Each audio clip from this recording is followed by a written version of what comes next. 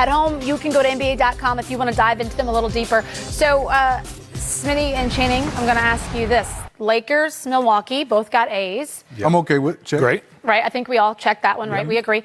Should there have been more A's than those two? The Miami Heat should have got A's. 100%. Ooh, that's quick. We all agree. I mean, if you had the Miami Heat in second or third, other than Heat fans, I thought they would make the playoffs.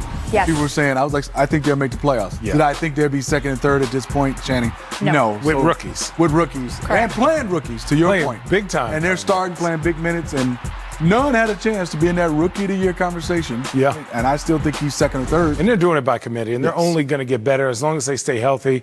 I wouldn't be surprised if they got somebody to go there, made it just a little trade, got another defender, another 3-and-D guy that's going to put them over the top. All right. Were there any surprises for you? Were you disappointed? Did you think that someone got a grade that was too high, that they didn't deserve? Come on, I know you're the teacher, but you know what we're talking about, Steph. You the know. 76ers. 76 is not a B+. This team, for me, I picked them to go to finals. Yeah. And B+, no, not right now. Not at all. They don't even, I've watched them a lot, actually. C is the highest grade. C minus for me. That's it's just the one for me. You can't have that much talent, and they just still have the same problems that they did last year. It's just been compounded because now it's like so much more pressure. You know, now they got so close. It's like, what team are they? Are they Embiid's team? Are they, are they Simmons' team? Mm-hmm. Are they going to run fast? Are they going to play post-up basketball? Like, who are they, and what's their identity? And when things go wrong, do they look at each other and talk? And I went to the Boston-Philly game, even though they won, and they just don't talk to each other in the huddle. It just doesn't seem like they have good communication. And I think also, Channing, they shouldn't be this bad on the road. The reason why, even though they got some new players, these are veteran guys, and defense is supposed to travel. And it's supposed to be their thing, too. They're long. They should be able to guard. They should be able to win more games if they won on the road. And that's why I'm still wondering, where is this going to turn around, even when when he comes back, when he comes healthy? I think a lot of people are wondering that. We talked about the Heat and how much of a surprise they were. A surprise in the West, the Oklahoma City Thunder. B++. Right? I mean, people thought that Chris Paul was going there to maybe get moved again. He has turned into a leader, and now they're winning. My opinion, Channing. Yeah. Front office had a vision of this team. Yeah. And saying, these guys have messed up our vision, because right now there's no trading Chris Paul right now. We're in the playoffs. Wait a second. Yeah. And I think it's great for the young guys. And I think it's Shai Gilgeous-Alexander getting a chance to maybe playing playoff basketball again. Yeah. Having 3 guards and is working out. I got to take my hat off to Chris Paul is doing for these young guys. If you look at really their starting lineup, Schroeder's been in the playoffs, Adams been in the playoffs, Chris Paul's been in the playoffs, Shai Gilgeous has been in a playoff situation. So they look like Gallinari, definitely. So all these guys look like, are they going to work? But it's like they really work. They're like the underdogs. They don't get a lot of attention, but now they do. Their defense is underrated, and that 3-guard lineup, like you said, has been a lot of fun to watch. Okay, so when the season started, everyone knew all eyes were going to be in the city of Los Angeles, right? Clippers and Lakers.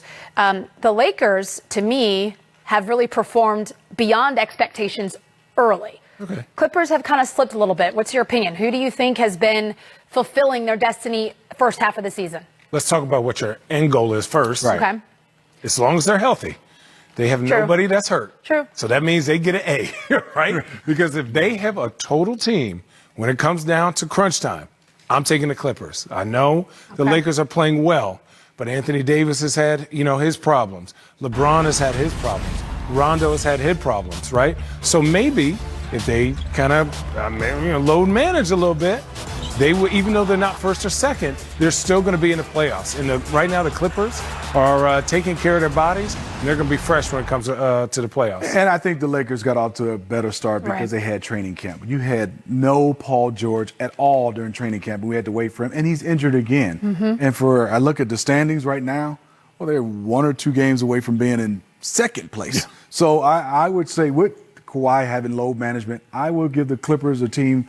They're going to schedule by plan, and that plan is to get better at the end. And I think the Lakers, yes, and there's nothing wrong with winning. I'll take winning and have some cushion. But to Channing's point, when did you start scaling back a little bit and getting ready for the end? And I'm not saying you have to have load management. There's just some games you might sit some players and maybe miss some practices, but you're going to have to start figuring out for at the end of the season, because the Clippers are doing it. They're sticking to their plan. they are very diligent with that plan. As you should. All right, gents, excellent job. I appreciate the breakdown and your opinions.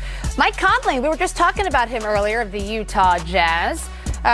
We're going to talk a little bit more about the rest of the happenings around the NBA tonight on the warm-up. Make no mistake, we see you.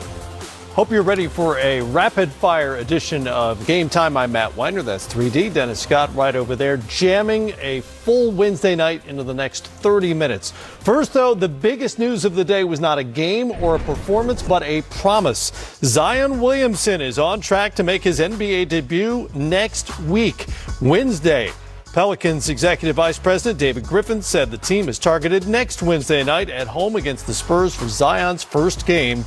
The number 1 overall pick has spent the first half of his rookie year recovering from October knee surgery. All right, to the game. Stop number 3 in the Magic 6-game trip pitted them against the West's best in L.A. Terrence Ross thought he had something, and he had nothing. They had nothing. The block party. JaVale McGee, get that shot out of here. But that wasn't really representative of the first half. Orlando led by 20. Third quarter, Aaron Gordon helping himself. Special move, pump fake. You get JaVale McGee off the feet, and then you throw it off the backboard. Tracy McGrady smiling somewhere. Suddenly an all-star game is broken out at Staples, and then Gordon kind of dunked that, but incredible either way. He just threw it in there. Wow, and the Magic would lead by 21 in the second half as well. Here comes LeBron, left-handed and one, and then Quinn Cook to LeBron for the corner 3.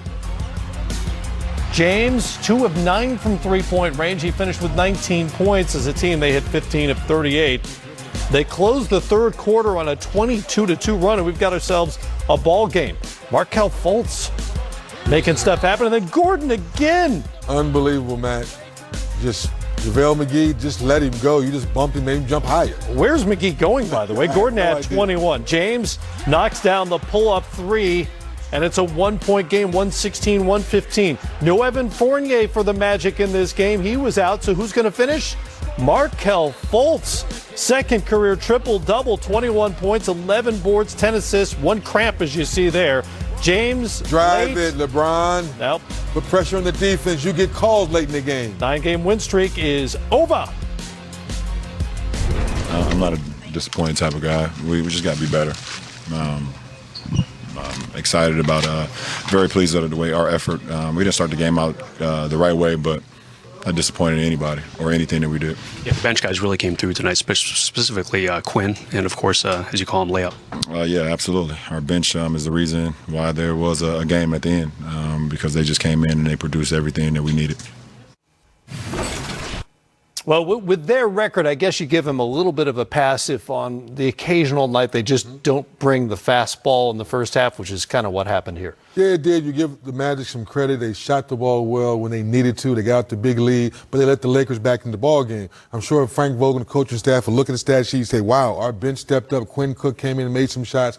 But at the end of the day, that last possession, LeBron, we want to see you drive it, put pressure on the defense, put pressure on the referees. You get that call most times. Maybe you had a chance to extend the game as well. First time in 22 games the Lakers have lost to a sub-500 team, and credit to Orlando.